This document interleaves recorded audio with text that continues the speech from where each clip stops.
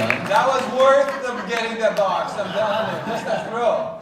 Thank you, Sunil. Thank you for this opportunity and setting this all up. My name is Raymond. I'm the author of the upcoming book, Financial Freedom by 30. So all of you, I'll say, are financially free, and I want a question for everybody on the panel is to answer a number in either what age you were at the time when you become financially free, or it could be a number how many years it took you to become financially free. It applies to everybody in each of your categories, and a one-line answer to what you did to make that happen. Thank you. All right, let's go start with Mark. You know, I hope you're providing some guidance in that financially free by 30, because the guidance should be how to get financially free by 30 and stay financially free. Okay? There's some real truth to that, because I made my first million before I was 30, but by the time I was 35, I gave it all back and double that. Well, that's a good thing. And then had to do it again.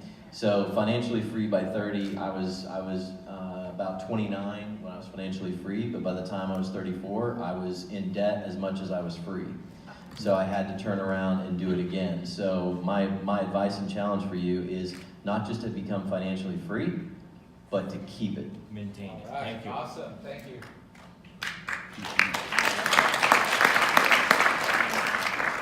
Okay, I have to think about this a little bit because it's been a long 20-something years I've been doing this. I think I made my first million probably when I was in my early 40s, but I also had twins at the time, so I was in the midst of motherhood as well. So I mean, I'm not making excuses, but that was a busy time. But I think that's when it happened for me. Okay. And it was all in real estate. Awesome. Okay. Awesome. Let's give Tracy. Laura. I got married at the age of 33, and my husband asked me to quit my job and asked me to get a license in real estate. I became a real estate broker and did buying and selling of land. I became a millionaire, earned my first million at the age of 35, real estate. Just like Mark, it is so easy. Yes, you can make a million any time of your life, and I think making a million is easy. But keeping that million or doubling it or increasing it, because I made my first million, and I tell you, 2 years after that, I lost 40 million. 40 million in pesos. That's about 40 million in pesos, but if I convert it at the exchange rate at the time, it's still 500,000. It's still big money, right? In 500,000 Canadian. But once you have the thermometer or the barometer for making money, you will make it, you will lose it, you will make it, you will lose it, you will make it, you will lose it. Excellent. And what is important is for you to learn to keep learning how to keep it and keep on adding and adding and adding. All right. Wow. Okay, Kevin, before you started, the answer we're trending to the first million, but not. I don't want to exactly know a first million. It's just financially free, meaning you can go to bed and make money or money coming in residually. So my first million I made before I was 30, and then after I was 30, shortly in my low 30s, I sold a company for 2.4 million shares of a public company on the stock. And I got some cash, and I got 2.4 million shares. It was $1 a share, but within a couple of years it went to $20.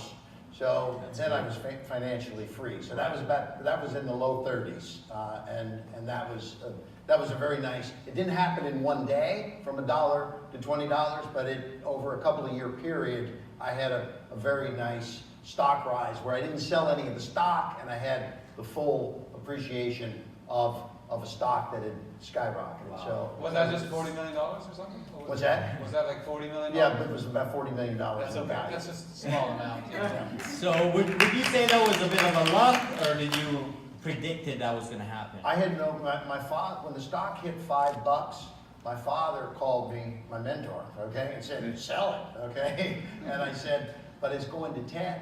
And he said, well, you know, but you got $10 million plus right now, right? I said, no, but you know, first of all, I'm an insider.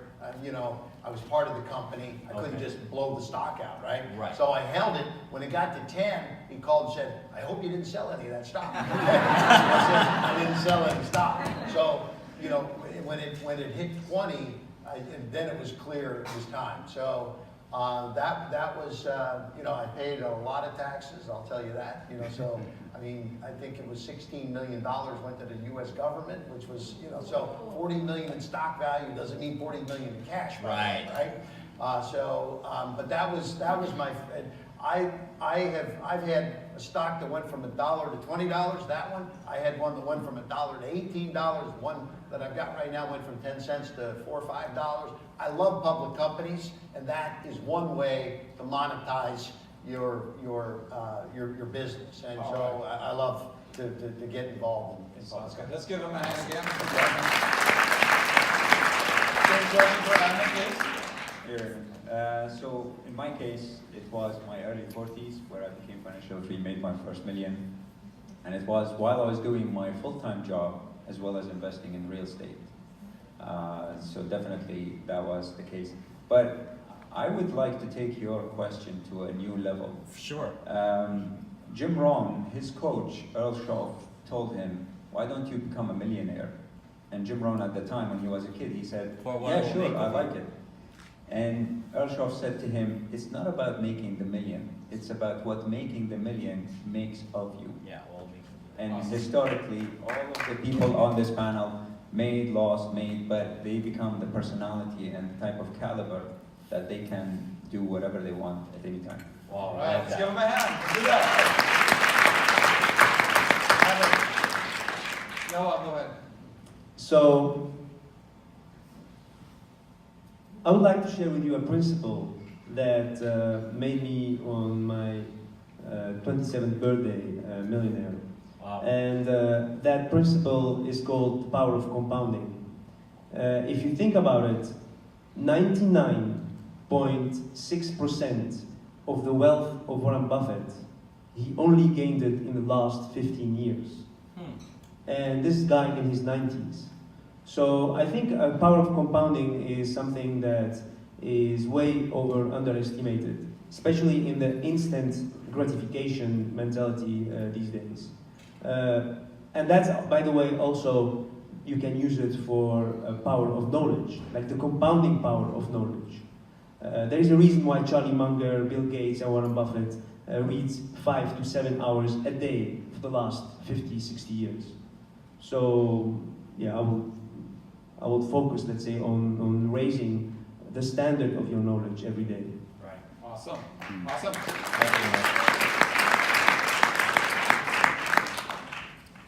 I would say in my 20s, I had no worries at all about money. Your dad was rich. Yeah, well, no. No, my dad was rich, but he didn't let me have any of the money. Okay, good. I had to work for it. But I just didn't have any worries about money. My mindset was such that whatever I needed, it just flowed into my life. And literally, I traveled the world. I don't even know. I got all these benefits and scholarships and things just showed up for everything that I needed. I had absolutely no worries. So in that way, I would say I was completely financially free. And then I got 2 divorces and 2 kids going off to university, and I'm working my way back up there. Okay. But it's still, the money comes into my life as I need it. And in that way, in my mindset about that, and how whatever I need to happen, if it's in alignment with my purpose and what I'm up to, it just flows in from places I can't even imagine where it comes from. Right, thank you. All So, right, Uncle, go ahead. well, my million is in the past 3 years, but I can tell you this, to get to that, I had to actually, the reason I quit my job is because I wanted to put myself in a state where I have nowhere to go so that I become uncomfortable and I'm able to achieve what I want to achieve. But what really happens is, when people have just enough, they just never grow because they have enough for the food, enough for whatever they want to do in a month, and they go back to the job. And I didn't want to live that life, and so I quit my job so that I can excel myself into a state And right now my mindset is such that the more I help people, the more I become financially free every single day. So that's my take on it. Thank you.